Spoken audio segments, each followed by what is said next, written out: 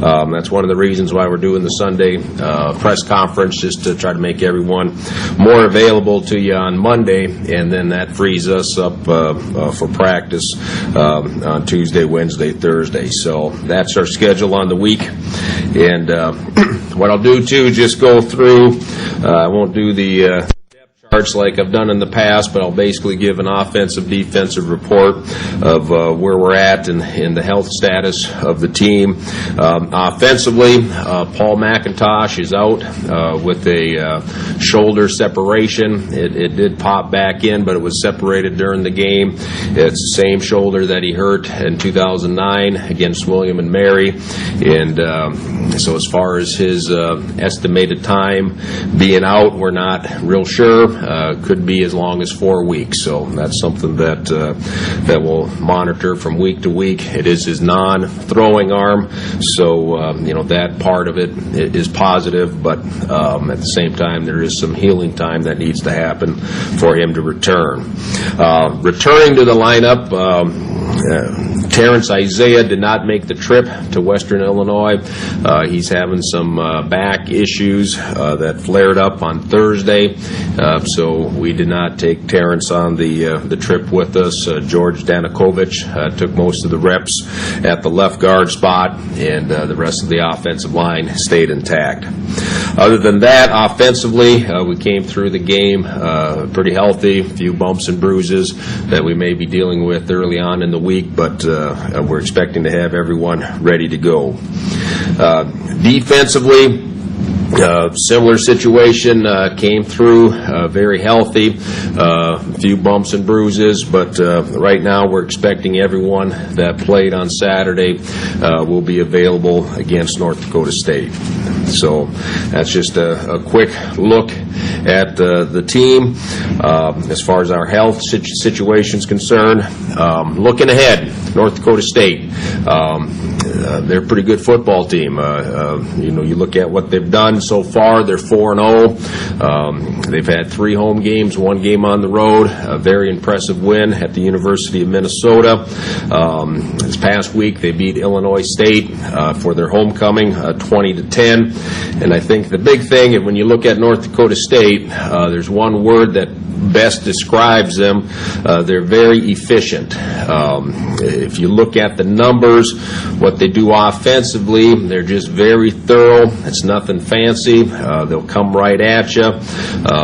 They take good care of the ball. They've only had 2 turnovers in the 4 games that they've played, and those were 2 fumbles that were lost. They have not thrown an interception, and I think what's probably the most impressive stat that you look at is their red zone scores. They've been in the red zone 12 times. They've scored 11 times, and then you look at the stat below that, the 11 scores that they've had have all been touchdowns. So they're a very well-rounded team. They kind of wait for you to make a mistake, and when you do make a mistake, they're definitely capable of making you pay for it. So that's kind of the personality of North Dakota State. You look at their personnel, they have 2 main running backs that they've been using primarily up to this point, DJ McNorton and Sam Missouri. Both are very good. They're both capable of being the main go-to back. They have good speed. The ability for the big play is there. And they are an eye-oriented team as far as running downhill at you. And again, very much a power game. Their offensive line is big, and they can definitely move people around. So, and that all starts with the running back core. They also have a good core of receivers led by Warren Holloway, who is the main go-to guy. Also has a big play potential. Leads the receiving core, has 21 catches. Ryan Smith, who's their return specialist, is next with 9 receptions. But again, off of the play action that they have with the run game, they're very calculated with their passing game. They'll take what you give them, and they're patient with that. Then you look at the quarterback situation. Brock Jensen earned the starting spot last year towards the end of the season and has continued to improve and solidified his spot as the starter over spring ball and going through pre-fall. You look at his numbers, again, the word efficient is there. His efficiency rating is extremely high. He has a 73% completion, has not thrown an interception yet, and he's also capable of running. They don't run him much, but when they do, he is capable of getting yards for them. So a very solid quarterback in Brock Jensen. And then defensively, their defense is also extremely solid, basically straight through from the defensive line to linebackers to their secondary. They're only giving up a little bit under 11 points per game. I think the most impressive stat, again, is just their turnover margin. They're +6 on the season, which tells you that they're very opportunistic as far as taking advantage of mistakes that you make as an offense. In fact, this past game against Illinois State in the second half, Illinois State 3 times had the ball inside the 10-yard line and came away with no points. 2 of the drives ended with interceptions, and the third drive ended on downs. So they have very good red zone defense, which again, you look down to their red zone success. They've given up 6 scores out of 10, but you look down further, they've only given up 3 touchdowns when opponents have been in the red zone. So they're very disciplined as a football team, and that's the way they play. They're in position to make plays, and when they have an opportunity to make a play, they make it. And then special teams. They have their kicker back from last year, Ryan Jastrom, who is a quality kicker. He hasn't had many opportunities. He's only have had 2 field goal attempts here on the course of the season for them, but he's very solid. And then their punter, Matt Voigtlander, played running back for him in the previous years. So he's very athletic, has a good leg, has the capability to get off the deep ball on you. So that's the kicking core. And the return game is very solid. As I mentioned earlier, Ryan Smith, who's also one of their receivers, number 4, he handles most of the return responsibilities, and great speed. We got to be aware of breaking down and making sure that we get enough people on him to make the play with our coverage team.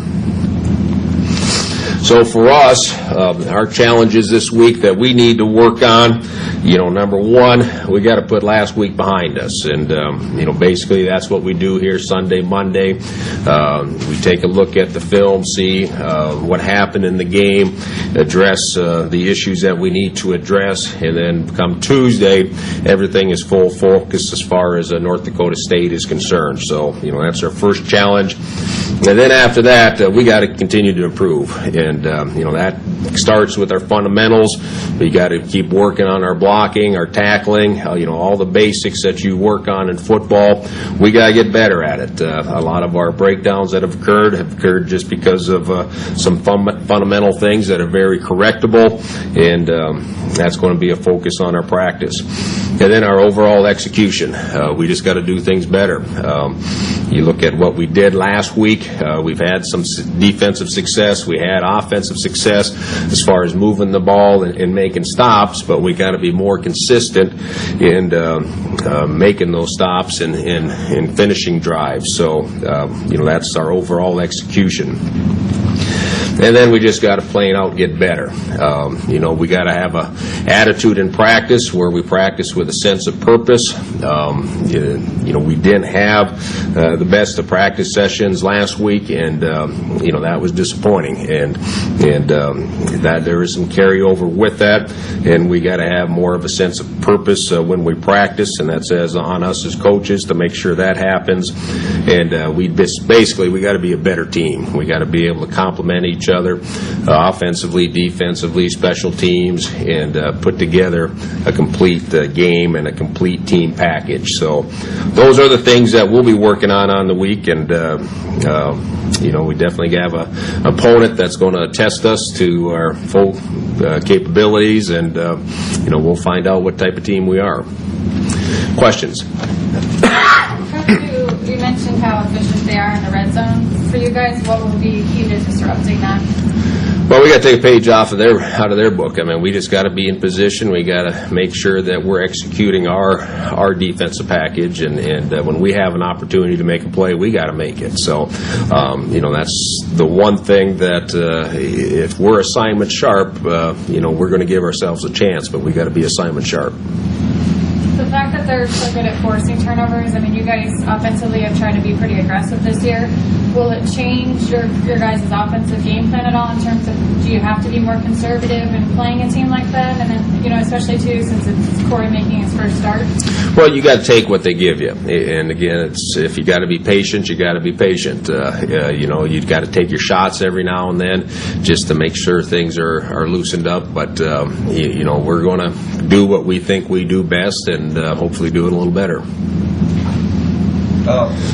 The low snaps from center to Falker, is that just because he's a new guy or size, or what was the problem with that? No, that's on our center.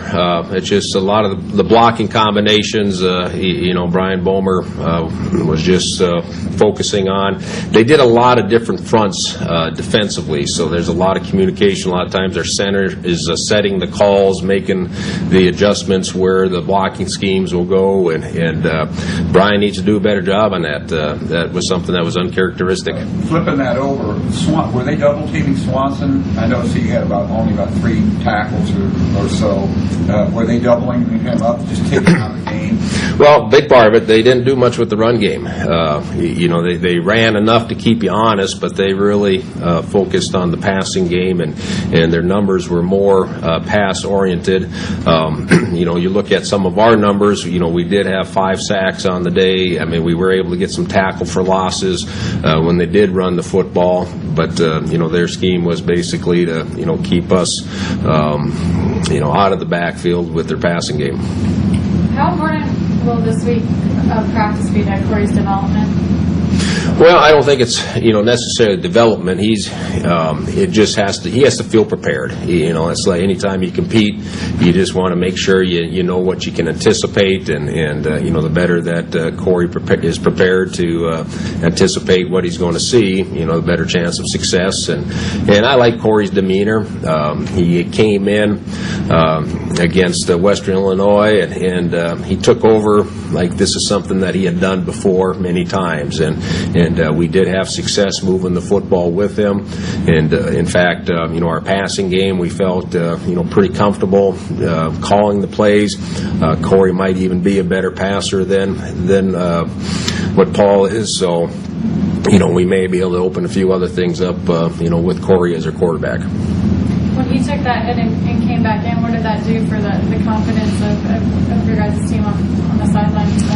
Well, I think it would, even for myself, it showed me something about Corey. I went out there just to see how he was doing. He was in a lot of pain when he was on the ground, and I was trying to make an assessment on whether or not he'd be coming back during the course of the game, and I didn't think he'd be coming back for a while. And the next play, he's yelling at me, "Coach, I'm ready to go," and so that was a good sign. And we put him back in, and he carried the ball, had a nice run, so he didn't back down. Coach, why do you think you've been so good against the run, or early on, defensively? Well, that's what our defense, we're geared to stop the run. That's a big part of our philosophy. A lot of our zone blitzes are difficult against run blocking schemes. Now, sometimes you open yourself up. If they hit the right play at the right time, you're vulnerable to that. But at the same time, we just feel we have a good front seven that can stand in there with a lot of run teams. Is there a part of North Dakota State's team that you feel like is a weaker area?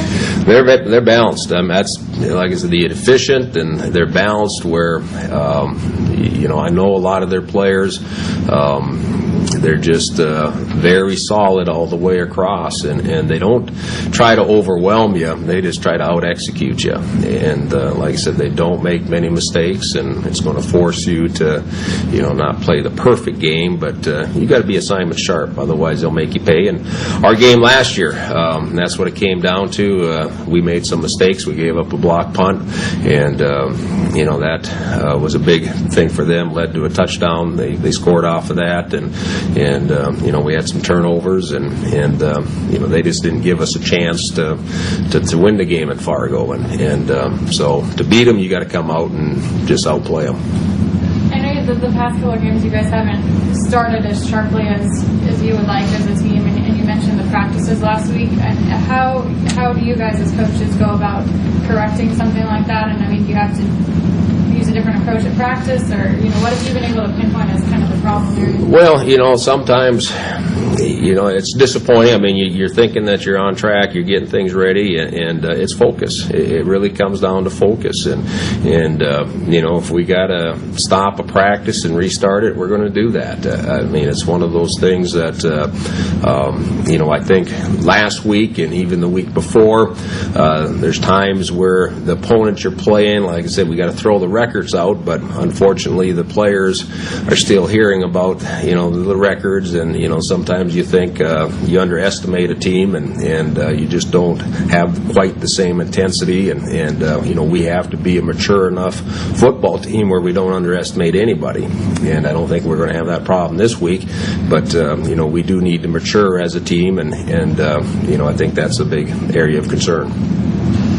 How concerned are you with another possible slow start this weekend? Well, you take what you get. I mean, it's one of those, I'm concerned about playing well. So I'm concerned about playing well at the beginning, at the middle, and at the end. So, it's just, you just got to get your guys ready to go from the get-go and hopefully play that solid game. You alluded to this a little bit, but, big plays you've given up defensively. How much has that been you, and how much do you think that's been the athletic ability of the opponent? Well, it's, we need to be sharper. That's where, defensively, the way we look at it, we were in position to make plays and didn't make it, and even with just schemes, a couple things that happened on Saturday, we had coached our players, this is what we're expecting, but when it came time to do it, that first drive, we just didn't do it. So, sometimes it's, just the excitement of the game being a little bit too much where you just don't have the focus, and, sometimes it takes a while to get adjusted, and we don't have that luxury. We got to be ready to go play one, and we got to be ready to, execute the way we need to, otherwise, we're going to find ourselves in a hole. The success that Illinois State did have offensively against them last week, where did you feel like, what were some things that they did well? Well, their part, a lot of theirs is a passing game. They liked a lot of the receivers, and they had some success moving the football up and down the field. They still had a good run game with Leggett, but it's just finishing the drives. That was the thing that they started off well in the second half. They were right there, had their opportunities, and just didn't, make it happen when the time came. And they threw 2 interceptions in the end zone. One was returned all the way for NDSU touchdown. So again, that just kind of shows you the nature of the NDSU football team.